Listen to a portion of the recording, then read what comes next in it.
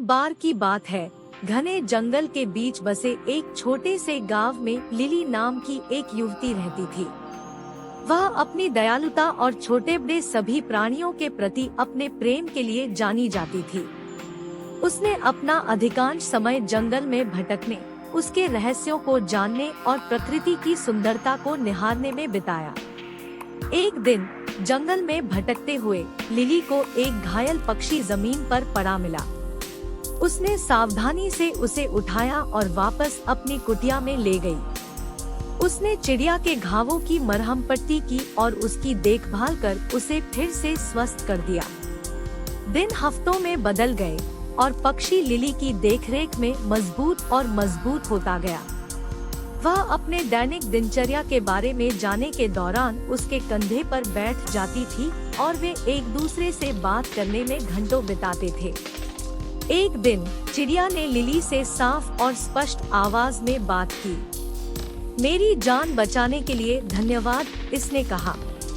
मैं सिर्फ कोई पक्षी नहीं हूँ, मैं एक जादुई पक्षी हूँ। मेरे पास आपको 3 इच्छाएं देने की शक्ति है।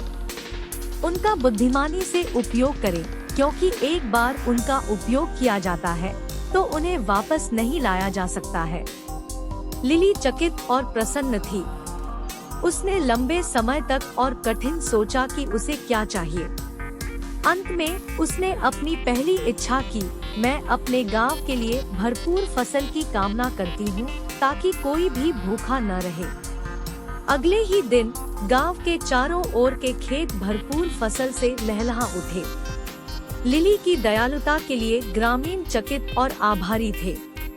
अपनी दूसरी इच्छा के लिए लिली ने सभी प्राणियों की भाषा को समझने की क्षमता की कामना की, और ठीक उसी तरह वह पक्षियों की चहचहाहट, मधुमक्खियों की भनभनाहट और पत्तों की सरसराहट को समझ सकती थी। जहाँ तक उसकी तीसरी इच्छा का सवाल है, लिली ने बहुत देर तक सोचा कि वह क्या चाहती है।